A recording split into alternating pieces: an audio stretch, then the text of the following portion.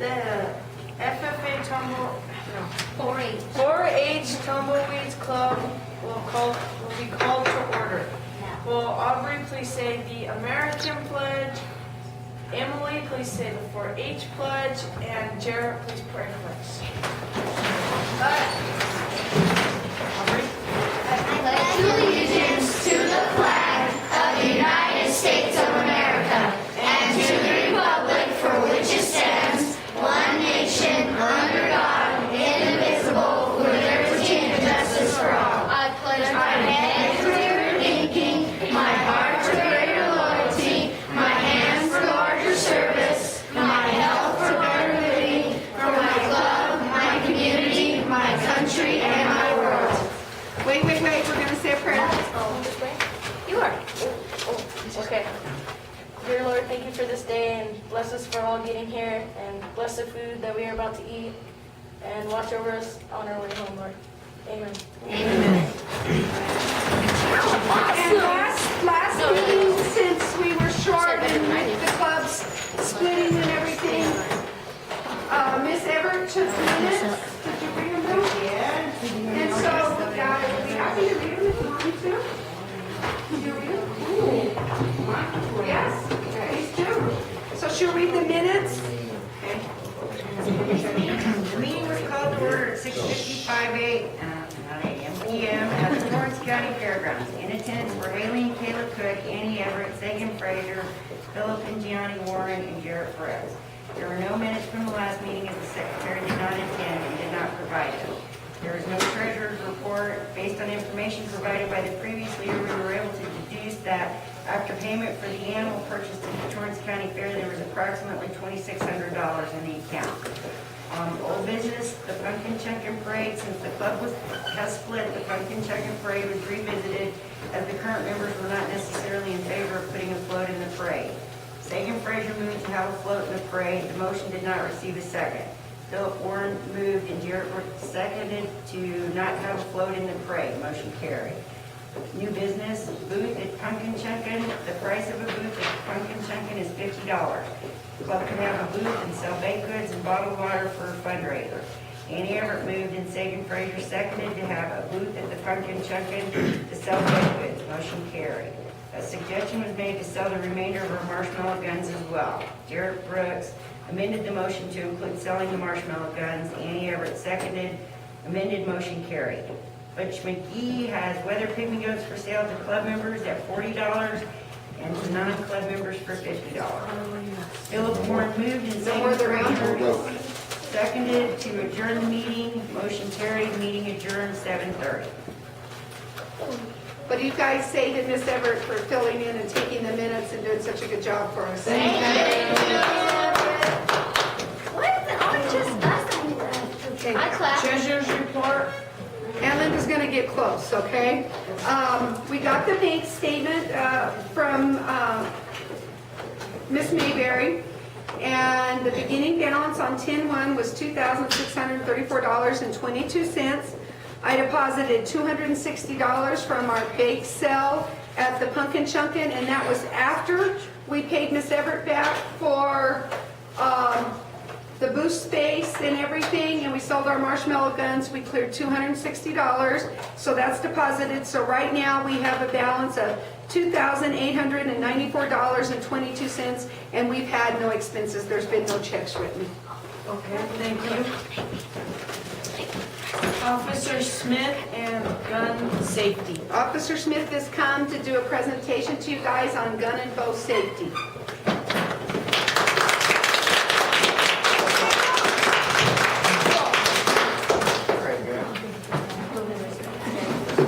I didn't do it. Are you sure? They couldn't be there today. Artist. All right, guys. What I want to do here first is I want to pass out what we call the 4 universal safety rules, primarily for gun safety, but it can also be utilized for bow or archery safety. Sorry, my fingers aren't working too well. Just have them take one and pass them down. I think there should be enough there for everybody. If not, we'll, like, my voice can share and you and Arliss can share. Emily and Jay, the folks that live at the same house. There's more of you guys than I do.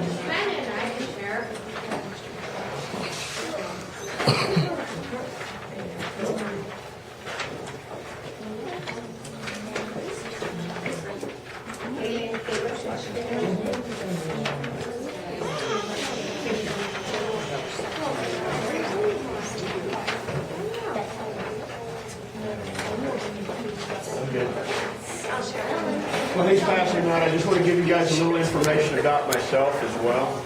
I was in the Army for over 10 years. While I was in the Army, I was a firearms instructor and what they called a range master. In other words, I ran the range. There were times where we might have 1,200 soldiers going through the range while I was running it, teaching firearm safety, and also qualifying them, shooting them at the range and stuff. Not literally shooting the soldiers, but having them shoot their weapons and stuff like that. After I got out of the Army, I went into, basically, I drove a truck for a while. I was a reserve officer in California, in San Bernardino County. I was the lieutenant in charge of training and stuff like that. So I also trained my officers while I was there. Then I became a law enforcement, or went into law enforcement here in New Mexico. I've been in law enforcement here in New Mexico for about 15 years. In that time, I've become a firearms instructor for the state of New Mexico. Not only training my officers here in Estancia, but also firearms instructor and trainer, if you will, for DPS, in other words, law enforcement for the whole state of New Mexico. In this time, I've trained all of Torrance County officers, the Torrance County deputies, Moriarty officers, and then Estancia, Mountain Air officers. Not by myself, mind you. I've got another officer that I work with as well in training firearms. Just to let you guys know that it's not that I'm just somebody they pulled off the street to teach you guys about this. These 4 universal safety rules are the exact same ones that I was taught when I was you guys' age. So they're very important and something that you really need to pay attention to. And if you use these safety rules, it should help you have a good, safe time while you're out shooting. Not only guns, but also bow and arrows, or as they say, archery and stuff. Is there anyone here that's really into archery? That's into shooting bow arrows? Yeah, that's what I figured. Butch knows a lot about this stuff also. I don't know, are these pretty much the same rules that they have? Well, basically, yes, but the way you've got them, we don't reward them this way, but it's covering the, and the second one on your muzzle control, you always keep it pointed up and 2 hands on it all the time. That way it can't get away. And Butch here, in case you guys didn't know, he does a lot of the firearms education or hunting education. And I'm going to try and work with Butch and see if we can set something up. We're going to try and, I would like to try, and again, it's something that I've got to get with Butch on, to try and get some kind of firearms safety or hunter safety for the kids that are interested in doing that. Something I'm working on. I can't promise you guys that we're going to do it, but it's something I'd like to try and get done.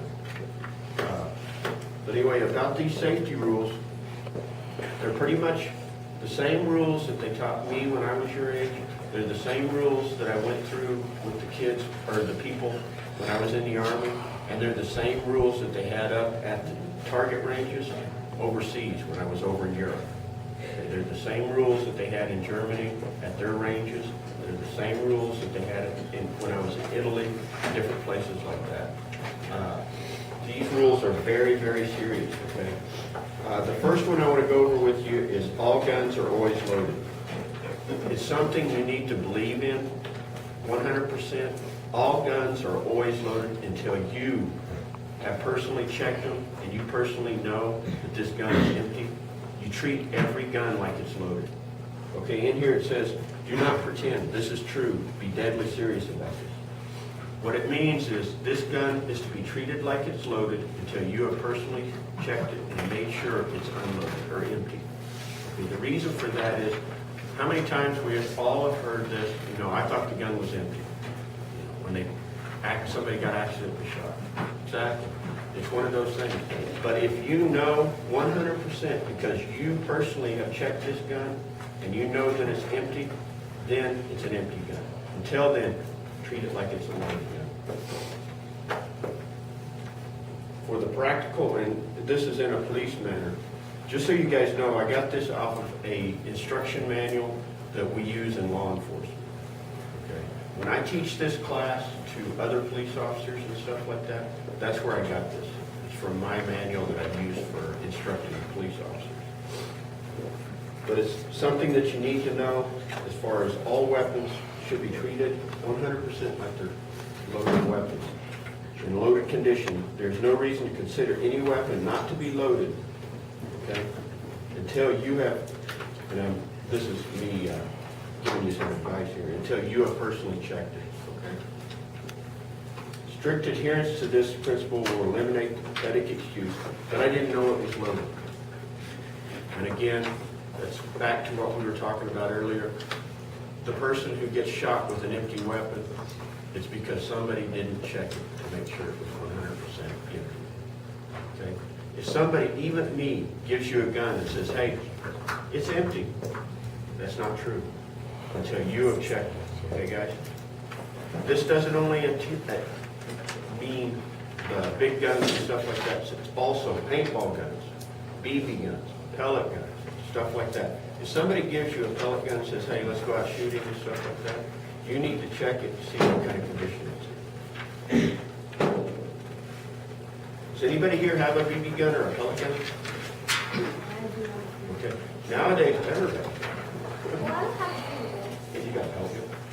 What do you Yeah, guys you have? do. A what? A 410? The 14 shotgun? She probably also got a BB gun. But anyway, BB guns are just as dangerous as a regular gun, guy. With the BB gun, you can kill an animal, like a rabbit, a cat, a dog, something like that.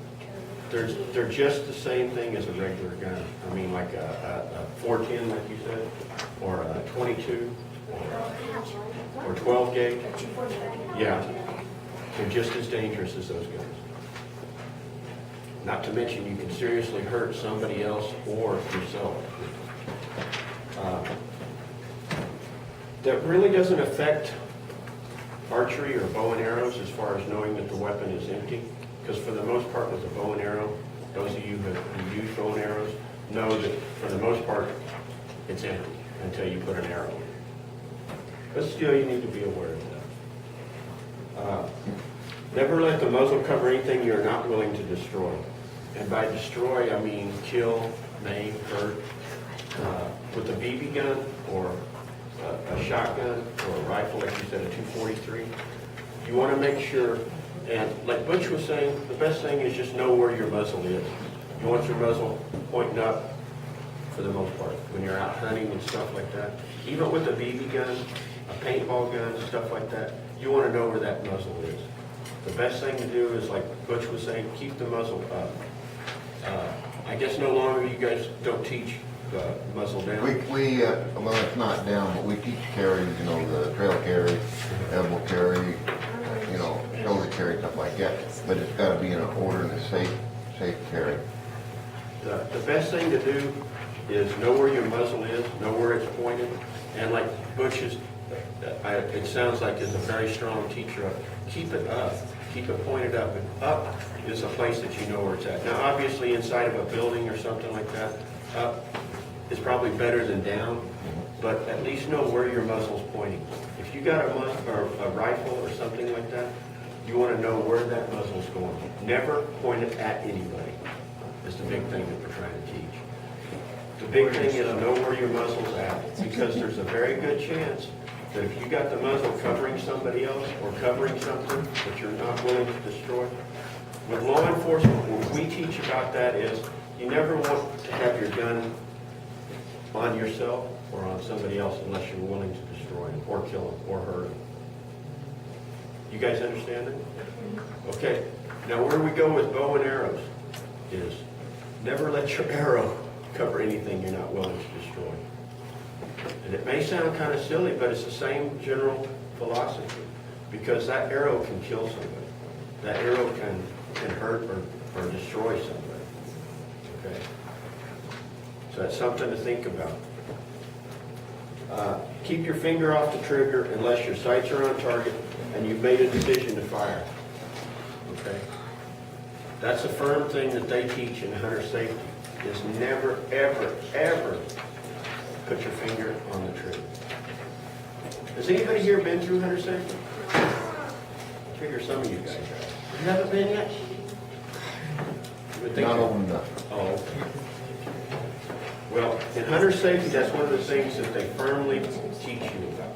And I think you guys do a thing where if you touch the trigger so many times, This 10 points right there, you Yeah. barely even you lose do 10 it. points. Like, you almost barely even think about And how touching many it. points is it to punt? Just like 20, 30 points, that's it. And then you told Yeah. them you have to leave. So it's something that's very important, guys. Yeah. Don't you, whenever you're holding like a pistol or a rifle or something like that, keep your finger like above the trigger, like in case it's like, yeah. Yeah. With us in law enforcement or in police work, what we do is we never ever put our finger inside there until we're ready to shoot, okay? The reason for that is there's too many things that can happen. If you put your finger in there, that weapon is ready to go. So you never ever, even in law enforcement, we teach other police officers, never ever touch that trigger until you're ready to shoot. In fact, whenever we take people out to the range and stuff like that to shoot, to do what we call qualification and stuff like that, if they put their finger in the trigger and touch that trigger and they're not ready to shoot, I'll kick them off the range. I tell them they're done, no more. Come back and we'll talk. I send them off to an area where they have to sit there and think about it for a while. And then I go back and I'll spend, or one of my other instructors will spend time with them going over how important that is. And we make the decision, that's the instructors, of whether we're going to let them go back out there on the range. It's very, very serious, guys. You cannot line up any faster than you can position your finger on the. And there's no need to fire an unaligned weapon. What that means, guys, is basically you can't shoot that weapon any faster and be accurate with your finger in there on the trigger. You have to align your sights. You have to do all these other things. There's no rush. There's no reason to put your finger on that trigger until you're ready to engage the target or you're ready to shoot. With hunting and stuff like that, you're not any quicker when you have your finger in there on the trigger and everything like that. What I do and what they teach in sniper school, what they teach in different shooting competition and stuff like that, and hunting, is you want to get in there, you want to be aligned before you even think about putting your finger on the trigger. There's no rush. It's not going to make you a better or faster shooter by having your finger in there on the trigger. Be sure of your target. What that means is know what you're shooting at. Okay? When you're shooting, you want to make sure 100% that you're shooting at what you're supposed to be shooting at. I don't know how many times we hear of people out hunting or whatever, out in the woods, that they accidentally shoot somebody else. Now I know hunting and stuff like that, they have them wearing the orange vest and the orange hat and the orange gloves and all this kind of stuff. But there's, I don't know how many times people got in a rush. Oh, I thought it was a deer. You know, if you're shooting, you need to make 100% sure of what you're shooting. You want to know exactly that you're going to be shooting and you get your sights lined up on that target and everything like that, that you're shooting at what you want to be shooting at. And also something to consider is the things around whatever it is you think you want to be shooting at.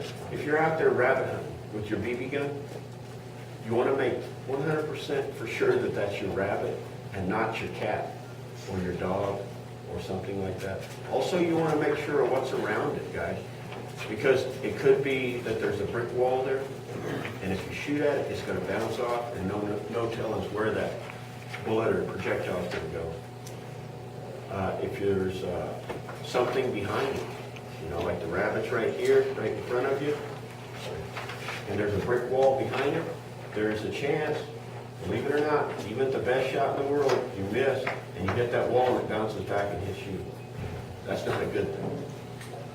Especially nowadays with these BB guns and these pellet guns that they have out there, these things are firing so good, that it's such a high velocity and got so much power behind them, that if you aren't 100% for sure of what's going on around, beside, in front of, whatever it is you're shooting at, there's a very good chance that that bullet may miss it and come right back at you. Now something else, with bow and arrows and archery and stuff like that, what kind of bow you got? Is it a compound or is it a... He shoots with his dad till his birthday, which he's gonna get a junior bow, I guess. No, I've been told for 6 months what he was getting. What kind of bow It's is gotta be a that? compound. Compound? These compound An expensive one. Oh, yeah. These compound bows and stuff like that, they're getting really, really good. But with the bow and arrows, again, you have to know 100% what you're shooting at, have your sights lined up and everything like that.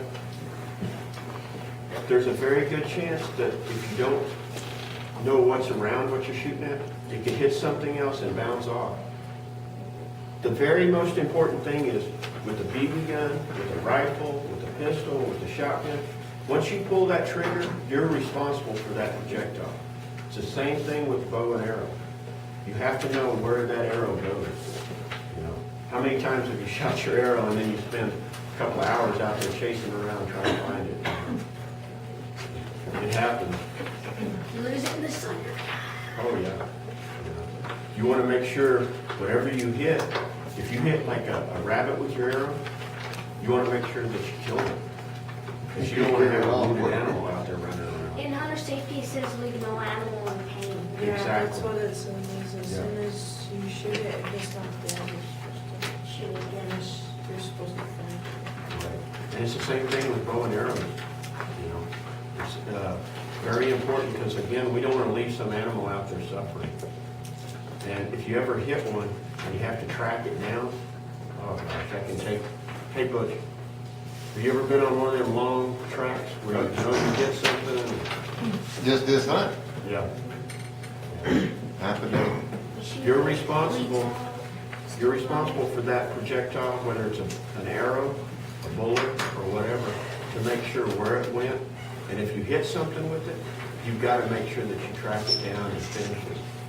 Because we never want to leave an animal out there in pain. Yeah, That's why you make sure to get it in one shot. exactly. That's why, again, you want to make sure of what your target is. And then they say, you have to withdraw your target to And not only what's beside it, in front of it, but you want to make sure of what's behind it, guys.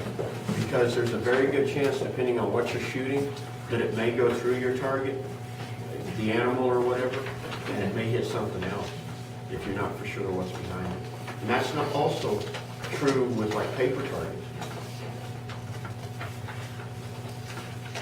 Y'all have any questions? Okay, Butch. There's one thing I'd like to add to this.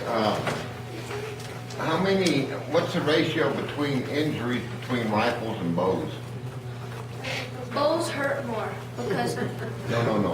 How many injuries, how many injuries is there with a rifle or with a bow? I said there's more in a bow because a bow isn't as accurate. It could go.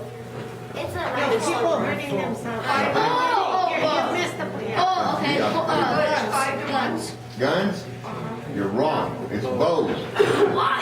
It's people sitting in tree stands and falling asleep and falling out. Oh, I did read about that. Really? There's something else you guys also need to be aware of. Whenever you're out hunting or using a weapon, whether it's a bow and arrow or whether it's a gun or something like that, you need to be prepared with what kind of clothing you need to have on. with bows and arrows, it's very suggested that you wear long sleeves. 'Cause I don't know how many times I've done this myself. Out there with short sleeves, pull back, and I don't have the proper posture or whatever, and the string hits my arms and stuff like that. That's happened to me all the time. That's painful. I know. Because it just takes a second. My stepdad knows my stepdad got me an arm guard on it. Anybody else have any questions or anything they want to discuss on this? What do you It's guys just- say? Thank you. The big thing, guys, if you get nothing else out of this, keep this and remember these 4 safety rules. Again, they're universal. They're the same ones that I used in the military. They're the same ones I used when I was your age. They're the same ones that I teach police officers. They're very important. Okay? Good luck, guys, and just be safe. Mr. Albert, can I bring these kiddos a hot dog? Would you like to stay? That's the wrong